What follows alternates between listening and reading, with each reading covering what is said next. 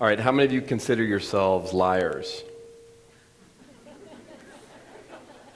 All right, well, it's a little harsh, I know, but how many of you from time to time ever find that you massage the truth a little bit?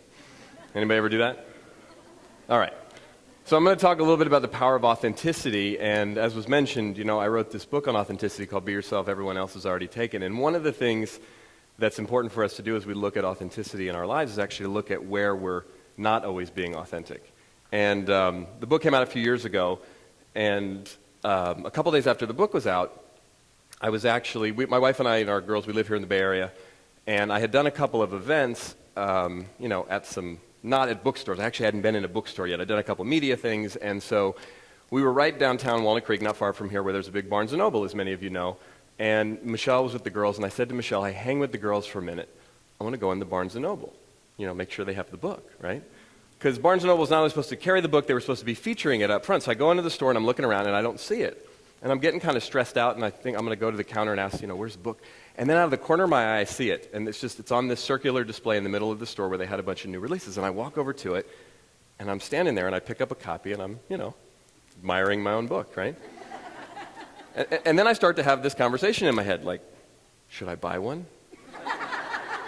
Now, I know that sounds kind of narcissistic and self-absorbed, and it is, but here's what I had learned. When my first book came out, some of my mentors told me, hey, Mike, look, when the book first comes out, it's a good idea to pick up a couple copies when you're in a store, because here's what I learned about the publishing business, is the books are basically on consignment.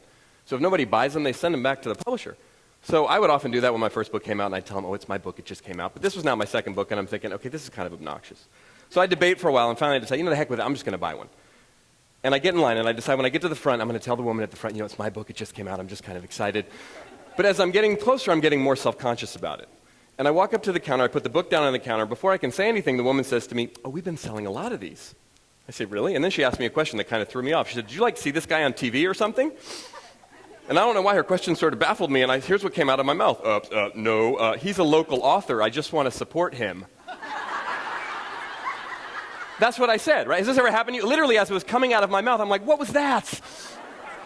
And I'm standing there all mortified. She looks at me. She has no idea it's my book. And I can't even recover. All I can do is just reach into my wallet, pull out my credit card with my name on it to pay for the book. And I paid for it really fast, and I ran out of the store. And I'm literally looking at the book as I'm standing in front of the Barnes & Noble thing. I wrote a book on authenticity, and I just lied to that woman.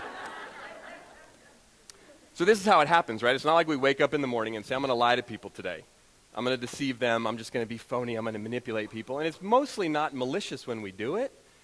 It's just that in the course of our lives, in the culture that we live in, trying to look good, trying to impress people, trying to get what we want in whatever capacity that is, whether it's in school, whether it's in business, our relationships, we have a tendency at times to massage the truth. And while in some cases it can be benign, in a lot of cases it starts to have real impact in a negative way on us, on our relationships, on our work, and the people around us. So one of the things we got to take a look at is, what does authenticity actually mean? I mean, there's a lot of definitions for it, but we sort of misunderstand it. I remember I was giving a presentation a couple years back about authenticity, and I had a woman come up to me after the presentation, made a beeline right to me and got right in my face. And she said, I'm authentic all the time. And she was like upset, right? And I said, okay, well, what's the problem? And she said, well, I've lost some jobs because of that.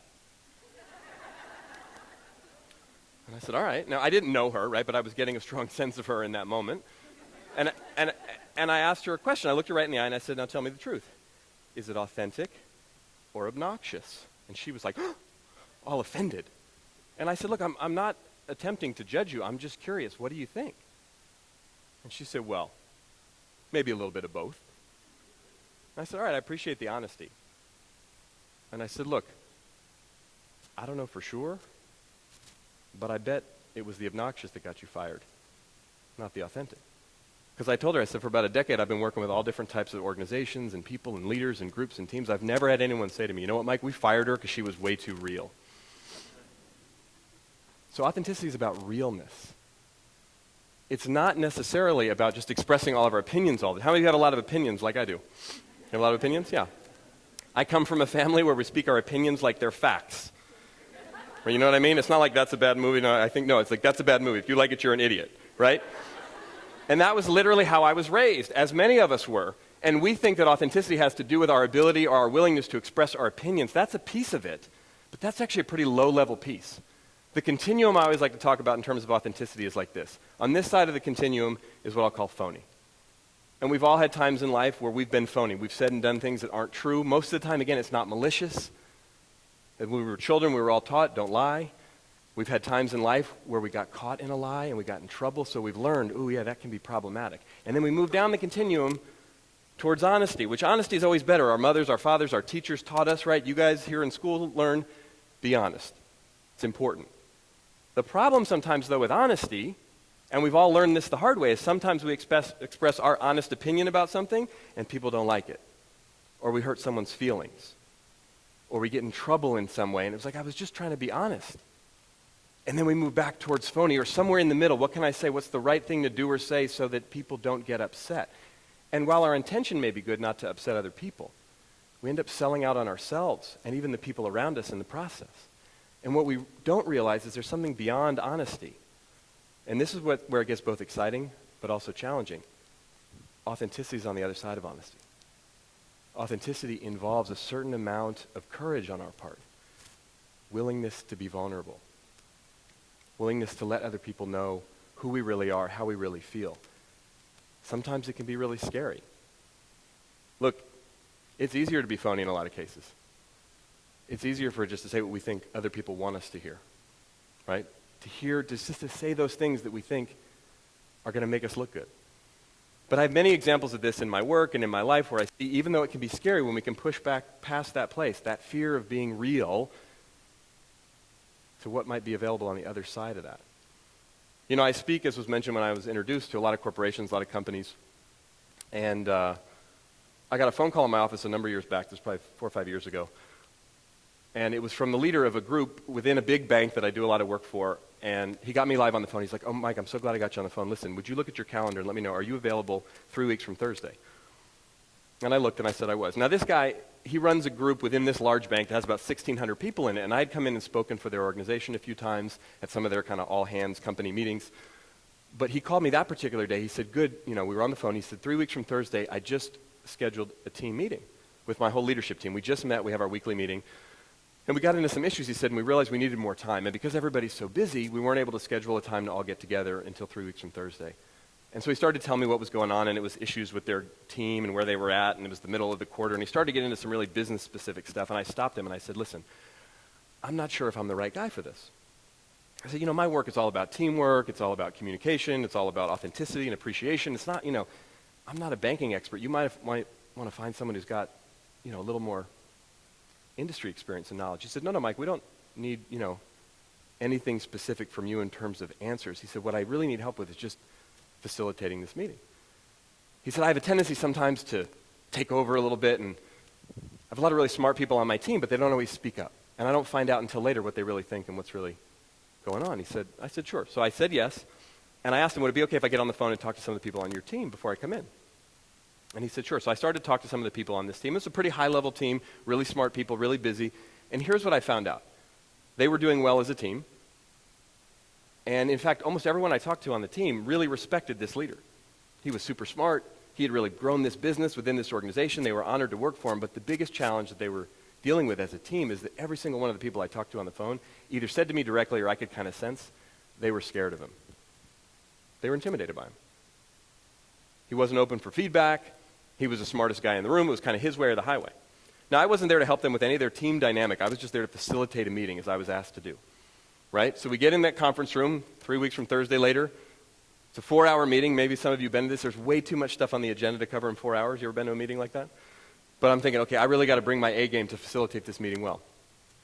The meeting starts and we get into some things, and within about 20 minutes, we're completely off the rails. I'm doing a terrible job facilitating. No one's listening to me. There's only like 10 people on this team, but there's like multiple conversations going on. It's a mess, right? And finally I stop. Hold on, time out, everyone. Wait, stop. This isn't going well.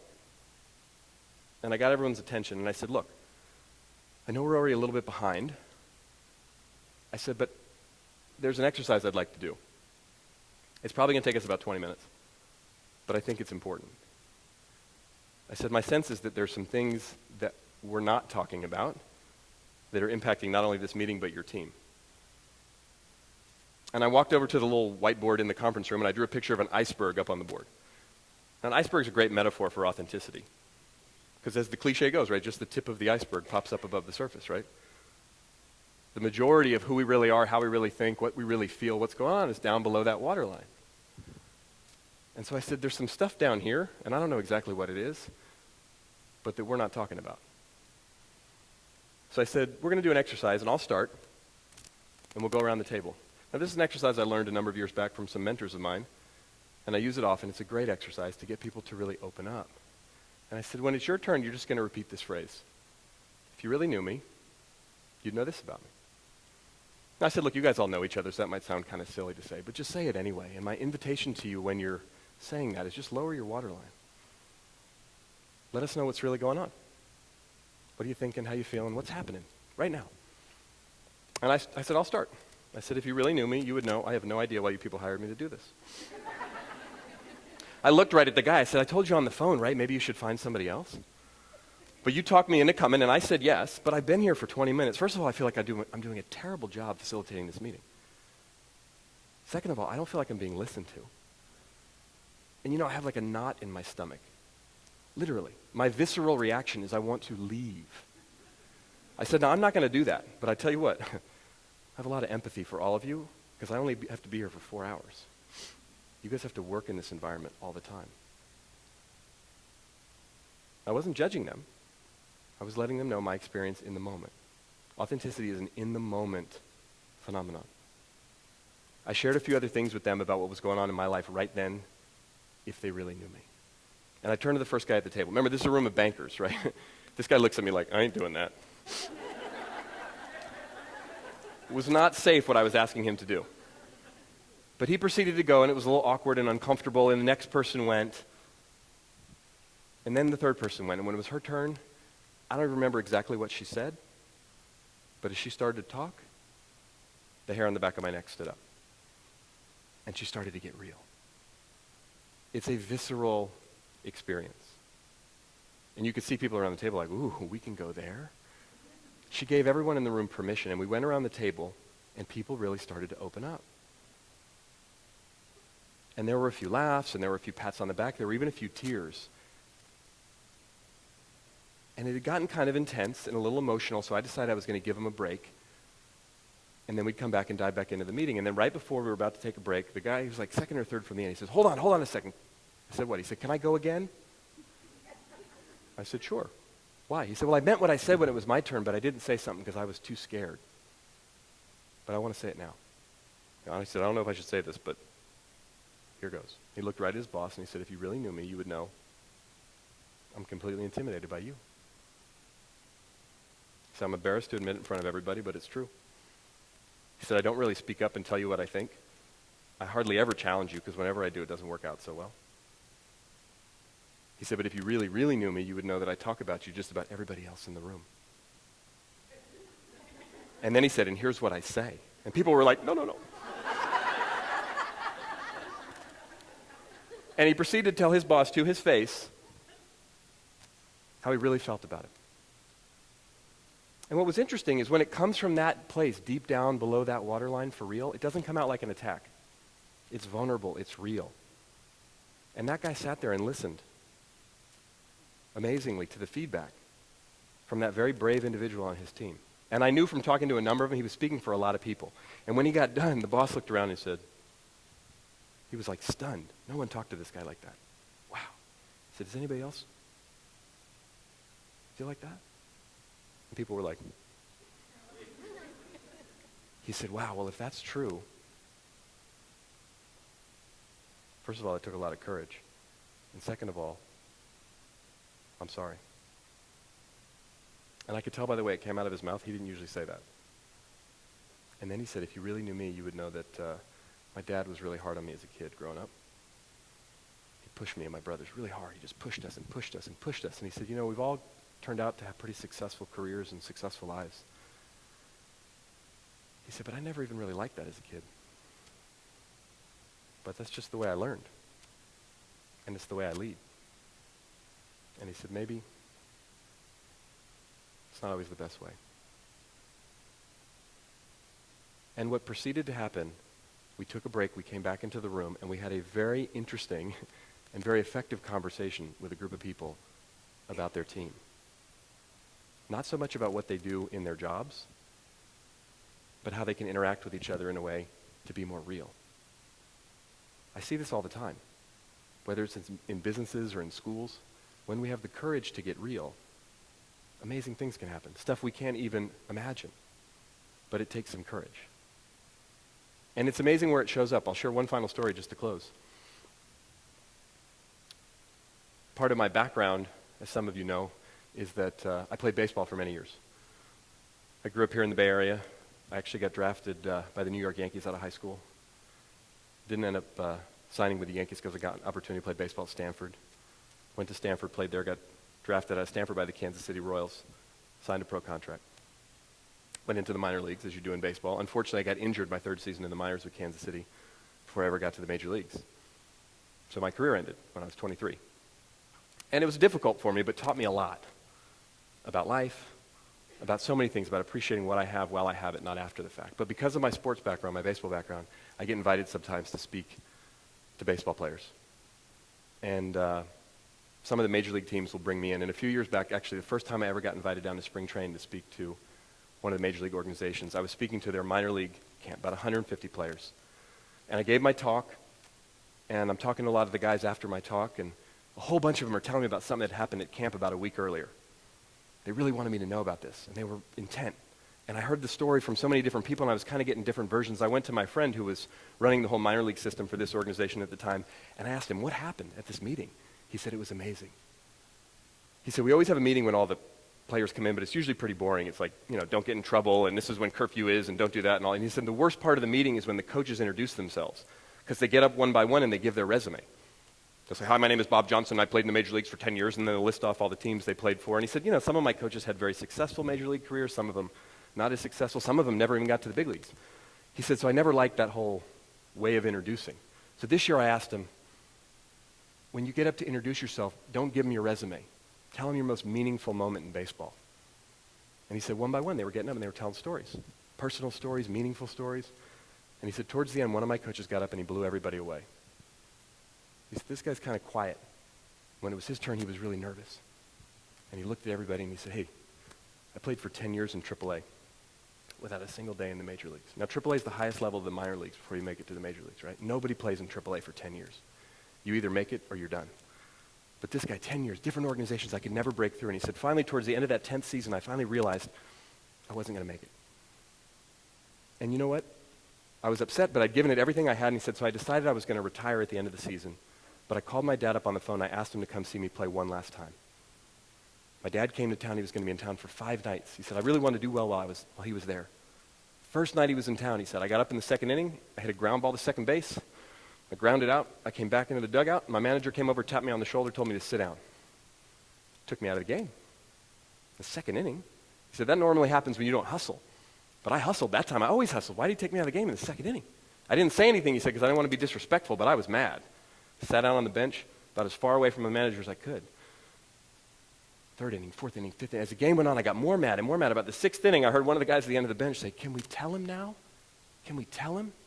So next thing I knew, the manager got up, marched all the way down to the end of the dugout, got right in my face, said, you want to know why I took you out of the game? I said to him, yes, sir, I didn't appreciate that. You showed me up in front of my father. He said, I took you out of the game because you just got called up to the major leagues. And the guy was like, what? He said, I didn't even know how to respond. He said, next thing I knew, I looked up and all 25 guys, the entire team, had surrounded me in the dugout to give me a hug. Now, that doesn't normally happen in the dugout, right? The celebration went on so long in the dugout, those guys were so happy for him, they actually had to stop the game. And as amazing as this story is, and it's a pretty amazing story, here's the best part. When this coach told this story to a room full of 150 minor league baseball players, he broke down and cried in front of all of them. Now that never happens there, ever. And a week later, dozens of those guys were coming to tell me the story because it had touched them. That's how powerful it is. When we're willing to be authentic, it both liberates us and it touches and inspires the people around us. That's the power of authenticity. Thank you very much. Thank you.